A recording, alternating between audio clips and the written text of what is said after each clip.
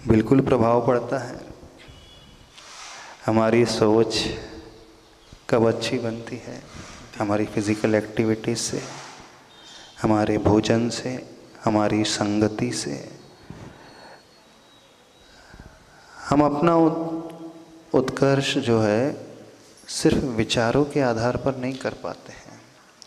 अपने आप को ऊपर उठाने के लिए 4 फैक्टर्स के आलम्बन की आवश्यकता होती है: द्रव्य, क्षेत्र, काल और भाव। क्षेत्र का भी उतना ही इम्पोर्टेंस होता है और साथ में काल का भी इम्पोर्टेंस होता है, टाइमिंग।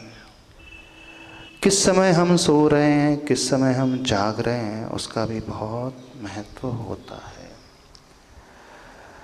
जो व्यक्ति लेट नाइट तक जागता है, आगम में उसे कहा जाता है वह राक्षस काल होता है।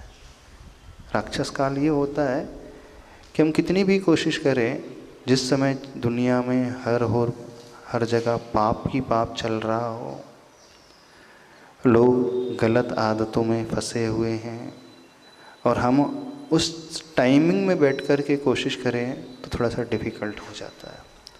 और मॉर्निंग में प्रातःकाल ब्रह्म मुहूर्त के पहले, यानी 3-4 बजे के आसपास, सूर्योदय के पूर्व उठ कर के यदि हम कुछ भी अच्छा करने की कोशिश करेंगे, चिंतन करने की कोशिश करेंगे, ध्यान करने की कोशिश करेंगे, तो वह काल हमारे लिए एक सपोर्टिंग रोल अदा करता है अपनी विशुद्धि को बढ़ाने के लिए।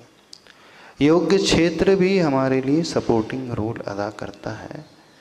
और योग्य द्रव्य का आलम्बन जब हम लेते हैं तो हमारे भाव जो हैं शुद्ध बनते हैं।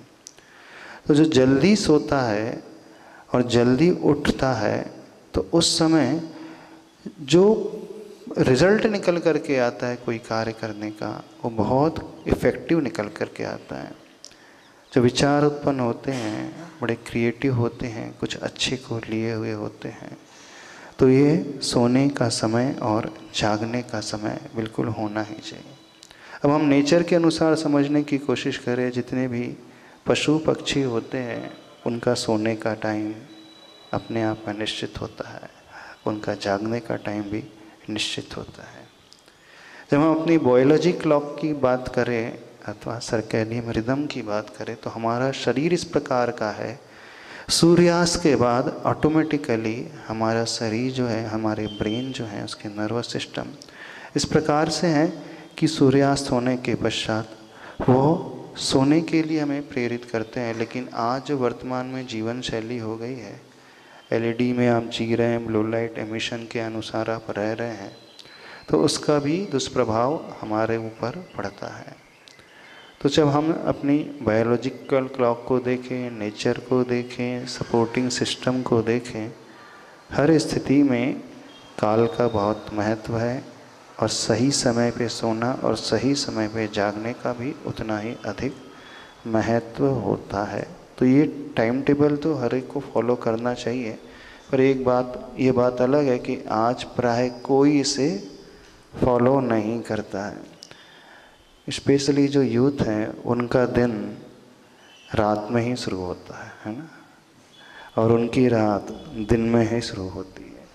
जब लोगों के जागने का टाइम होता है, जब योगी जागृत हो जाता है उस समय भोगी सोता है, और जब योगी विश्राम करते हैं उस समय भोगी जो है वो विषय भोग में लगा हुआ होता है। तो योगी हमारे रोल मॉडल हैं, वो हमारे आइडियल हैं। तो उनकी जीवन शैली जिस प्रकार से है, उस प्रकार की जीवन शैली को हमें अपनाना चाहिए यदि हम कुछ ऊपर अपने आप को ऊपर उठाना चाहते हैं।